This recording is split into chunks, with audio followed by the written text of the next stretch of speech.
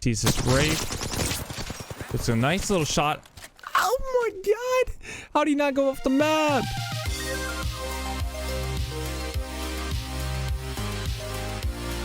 Good to be guys, it's Navelow here, and today I'm bringing you guys the 4th installment of Apex Analyze. This is a community-based coaching series where you guys send in gameplay and I show you how to get better. This is going to be a special episode because 4 days ago Twitch Rivals just aired and we saw the best of the best go at it at a community-based tournament. With that said, I have multiple high-level wins to be able to choose from, whether I want to cover Road Huskers, TSM Imperial, or Feels Batman, but I actually decided to go with NRG Dizzy's 11 kill win. So without further ado, let's just jump right into the episode. Now, since this is a solo gameplay, there's no such thing as team comp or anything like that to be able to cover right now, but I do just quickly want to go over who I personally like to play. I personally like Octane, Pathfinder. Lifeline is not a bad choice, and I see a lot of people using Wraith. These are the best characters for solos. Bloodhound is not a bad character. I will say that. Bloodhound is not a bad character, but I want to say one thing that Shroud actually said about Bloodhound. And I thought this was a genius idea. When you're playing in high-level lobbies, right? I haven't seen it. If you're playing in a high-level lobby, you want a character that can get you out of bad situations rather than get you in bad situations. Right, so please. Bloodhound is a great character to be able to hunt down a lot of kills because he gets you into a lot of engagements. But if you're in a lobby like this where there's pros, celebrities, and all that other stuff, you want to have characters that can get you out of those situations. And I think Octane is a great character to do both, get you in and out of bad situations. And that's why I like Octane. And not only that, but he also heals himself over time. So I think Octane is a very underused character in solos. So as we see, Dizzy, he no balls it, man. He goes directly to Gauntlet. I literally landed Gauntlet all of yesterday. Like, I know the whole layout. As you heard, I mean, he just knows the map. I don't think anyone. He knows exactly what to do, where to go, where the best loot is for Gauntlet. Yeah, one person.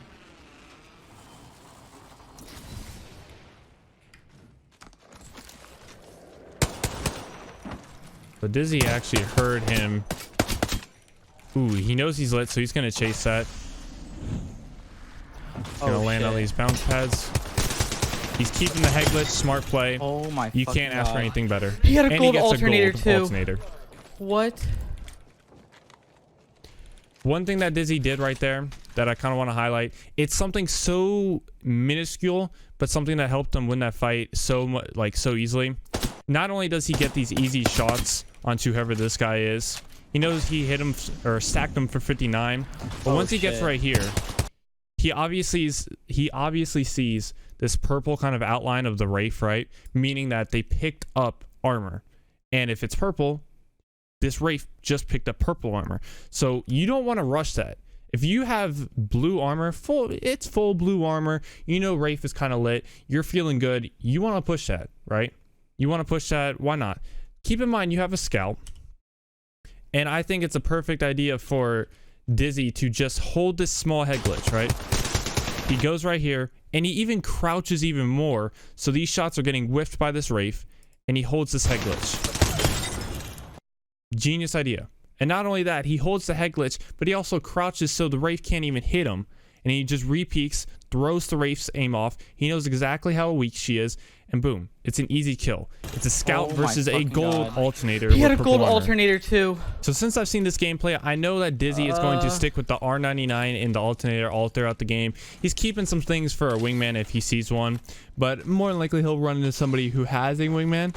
But right now he's running the R99 alternator, so he'll take off all the armor with the alternator, and then he'll be able to switch to his R99 and just finish somebody off with that. So he hears some longbow shots going off in the airbase. Really the most important thing. And he's actually going to go third party that. And I think this is a great idea. Even though you're in a game with all these insanely good players, you don't want to just play in the outskirts of the map. You want to rush these guys to be able to get some points, especially in a tournament like this. Crafty is the guy with the longbow here. He just got the kill. So the gunfight's over. He keeps high ground for as long as he can. And boom. It's already over. The gunfight is so quick. Especially since this is solos, I can't really comment on how the gameplay goes without having to go back. So what Dizzy does is he lands on ultimate high ground, meaning that wherever you are on this part of the map, he lands on the highest peak of high ground, right? So he doesn't land on the helipad with Crafty. Crafty is smart enough to not stay up there, and he actually jumps down and gives up high ground. Now, I think that is a good play because it doesn't allow Dizzy to get free shots onto him, but it gives him time to be able to heal. But Dizzy is smart enough of a player to not only not land on the same level as Crafty to be able to get some free shots, because when you're landing, you have to put away your gun, or sorry, you have to bring out your gun. You can't just like start shooting as soon as you land. So Crafty's giving up high ground because Dizzy's landing on ultimate, right? So the level difference is what makes Crafty give up high ground even more. So Dizzy is pulling like a 200 IQ play when it's just something super simple. So he gets ultimate high ground. See that little like couple of seconds that Dizzy has to wait to be able to pull out his guns? That's what I'm talking about. So sadly, I really need to get a good play of this, but so Dizzy is putting down some shots, and he misses all of his shots. But Crafty is smart enough to just go down because he hears the alternator with disruptor rounds, and that's going to eat his armor. And Dizzy's armor is a little bit low, not too much. It's 8. So Dizzy is automatically just shooting with the alternator, hip firing. The hip fire on almost every SMG is relatively good. So he's hip firing as he's falling down. And as you can see, this little blue line means that the armor is completely cracked. So Crafty has no armor at this point. And on top of that, Dizzy has 11 more shots in his alternator. So he's probably going to finish it out. Finish out the mag, which he does. And then he automatically switches to R99. If you haven't seen in my previous episodes, and on top of that, some tips and tricks videos that I've come out with, this meta that we're in right now is the swap meta, where you have disruptor rounds on the alternator or an RE45, and then you switch to another gun to be able to finish somebody off. Because the alternator and the RE45 will do just base damage when somebody doesn't have any shield. So you take everybody's shield off with the alternator or the RE45 with disruptor, and then you automatically switch to your R99 to be able to finish somebody off because it does way better and more consistent damage than the alternator. So with that said, Dizzy basically gives up high ground, but that he knows he's gonna win the fight because Crafty just got out of a fight. He cracked him just a little bit, just to see kind of what armor he had. He dropped down. He cracked his armor completely midair, by the way, by hip firing, which is a smart move, not to ADS. And then he kills him with the R99, and it's an easy GG at that point. So I really quickly want to talk about something that Dizzy's about to bring up. He's going to bring up the minimap of Kings Canyon here, right? And I quickly want to say some things about zone, right? Zone is extremely easy to predict, all right? If it's on the outskirts of the map, more than likely, well, the outskirts of the zone, sorry, the outskirts of the zone. Let me just highlight this for you guys. Best of a circle that I can draw. So it's not going to end here. You rarely see a competitive game, a solo game, whatever it may be, it's not going to end here. Right?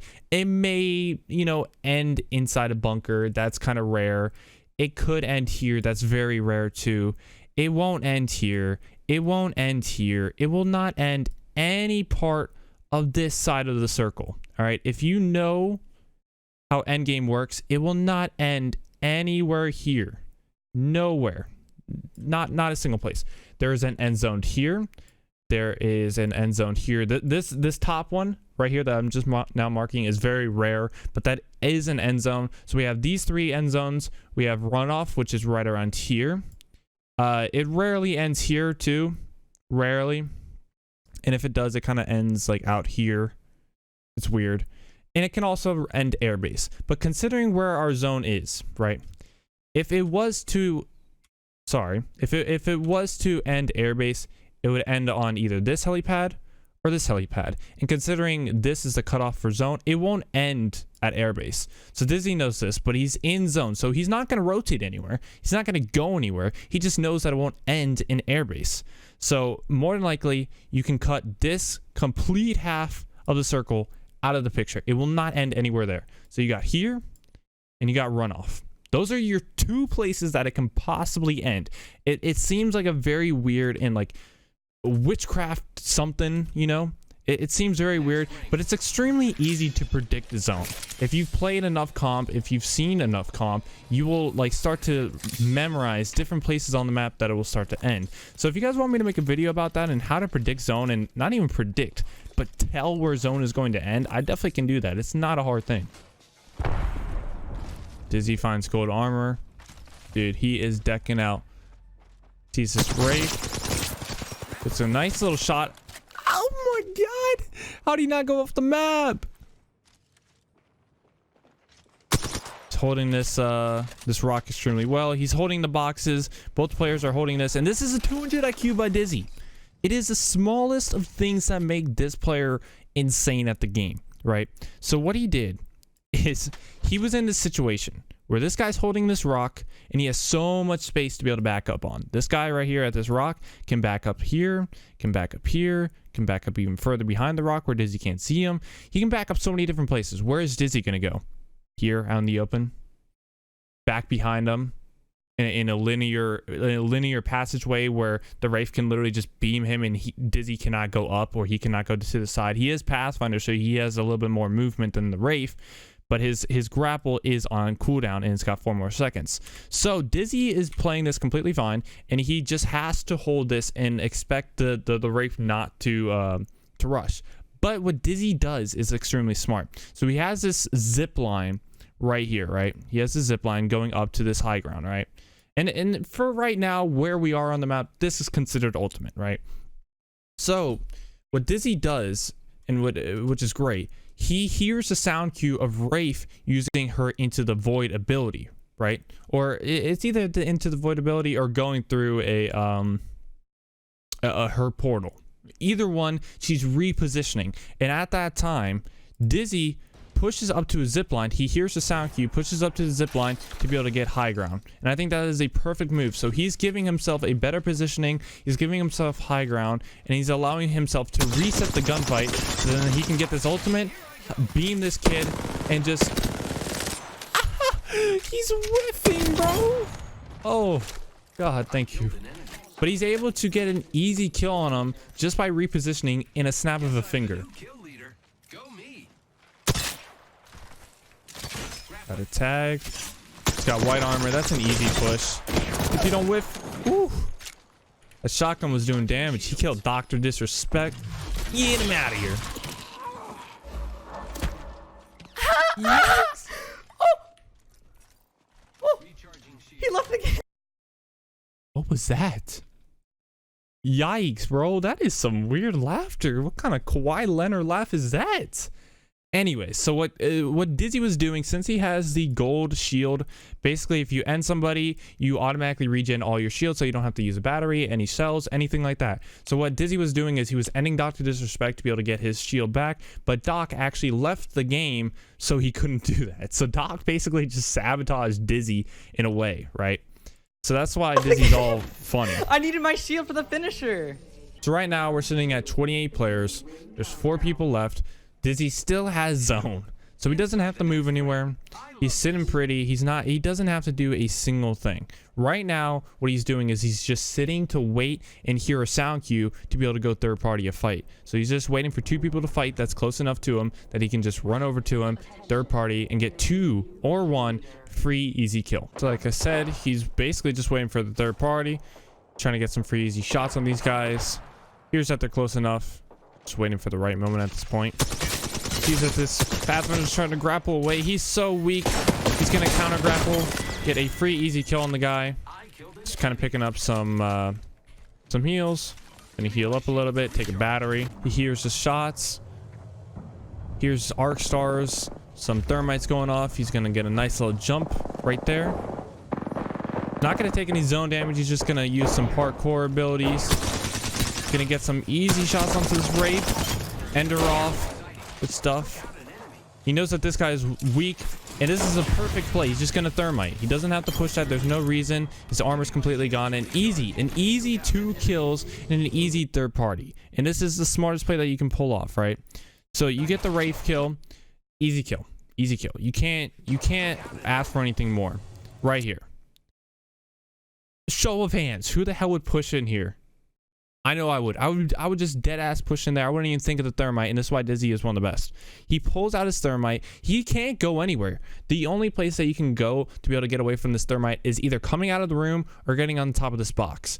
And considering this is a Wraith, what the Wraith could do is go into the Void ability, go into the zone and go on top of those boxes, and she wouldn't take damage. But that into the Void ability is not going to last as long as that Thermite will. So that Wraith is going to have to push out of this room and have to try and kill Dizzy. But that Thermite is going to eat, even if you're not in the fire, it will just keep eating at you, which is a really smart idea and why I think this is a genius play. Dizzy actually loses half of his entire health. All of his shield is gone. Just a one Peacekeeper shot. And that's why this is the best move that Dizzy could have made.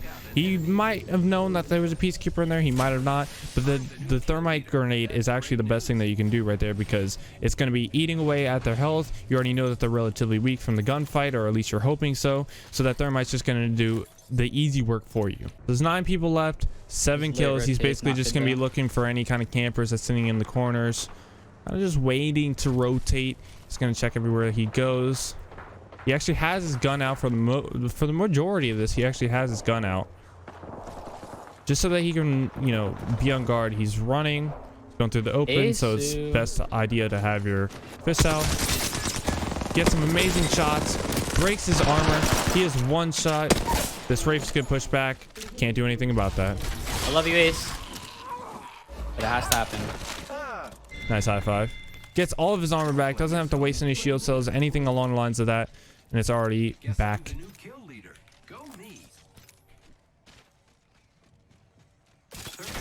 So like I was talking about before, Dizzy is just playing ultimate high ground. And this is why he's playing Pathfinder. He's not playing Pathfinder to be able to get into fights. He's playing Pathfinder to put himself in a position that he can succeed at the highest ability, or at the highest skill level, right? Pathfinder is great for getting high ground, and that's what he's made for. He's not made for like doing all these crazy cool things, right? That's something that you can use him as, but he's not made for that, right? Get some amazing shots in this guy. He knows he's 1 shot. That's a no-brainer to push. Why would you not? Doesn't even ADS, just easy kill. Don't even need the ammo, my dude. Just so easy. Got 3 players left. Like I was saying, Pathfinder's not made for doing all these cool things. It's made for getting high ground, and that's what Dizzy is exactly using him for. Just getting that ultimate high ground and making sure that he has the best. He's putting himself in the best situation that he can be. So we have the last 2 people already fighting. He gets all these shots into Tanner. And Tanner's gonna go down to Dizzy. Then we have Girl coming out with the EVA 8, and it's a GG. It is a fast and easy GG. GG's. Another high five to win the game, my dude. You can't ask for a smarter and better player, man. Just the thought processes on every move that this player makes is just absolutely insane. Thank you, Cycles. And this is a coaching series based on people who I can teach how to get better. But to be able to get better, you have to look at who's the best and who's at the top of their game. And that's exactly what Dizzy is doing. 11 kills, 1,500 damage, and this, oh my god, just absolutely insane gameplay. Like I said before, Dizzy is playing his character to the best of his ability. He's getting high ground, he's allowing himself to get into gunfights and have an escape plan with either his grapple or his zip line. All the movements and all the plays that Dizzy pulled off, you can't pull off with any other character in this game. Maybe you could do some of the things with Octane, but you can't do most of his movements with any other character. So being able to play a certain character to the fullest of their ability is what will allow you to win gunfights. You can't take away what you just watched with Dizzy playing Pathfinder and apply it to some rando playing a Bloodhound. It doesn't work the same way. Each play style is different from each other when it comes to player and also character that you choose, right? You can either play extremely passive with a Pathfinder, or you can play extremely aggressive with the Pathfinder, and it can work both ways, but it depends on the player. So you can have 2 different play styles, and you can have multiple different characters. So you have to be able to identify what play style you are, aggressive, passive, or kind of a mixture, and then apply that to who is your best option for characters, all right? So you have to be able to choose. If you're an aggressive person, I would suggest maybe a Wraith. I would just suggest maybe a Path, maybe a Blood, or an Octane, or even possibly a Lifeline, right? But if you're playing somebody super defensive, you want to play a Caustic. Caustic is great, all right? Caustic is great. I wouldn't suggest Gibby necessarily, but he's not bad.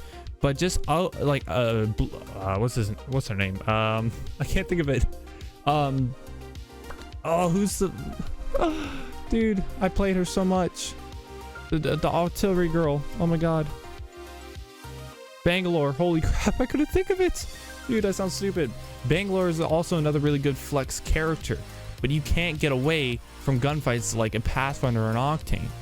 So it depends on what playstyle you are, and it depends on what character you're playing. And Dizzy played Pathfinder perfectly with his playstyle. They just intertwined so well, and that's why Dizzy was able to get free easy kills and really an overall an easy win in one of the hardest lobbies that anybody's ever seen. If you guys want to see me cover more Twitch rival or pro gameplays, you could definitely tell me in the comment section below, or you guys could submit your own gameplays for me to be able to cover, and the instructions are at the beginning of the video and also in the description below. Like always, you can also check out some other gameplays that I've covered, like a Plat 3 Watson. I have also covered a Bangalore that is in Gold 3. So there's a variety of different characters and ranks that I have covered. So guys, please comment and subscribe. Thank you guys for watching this video. See ya.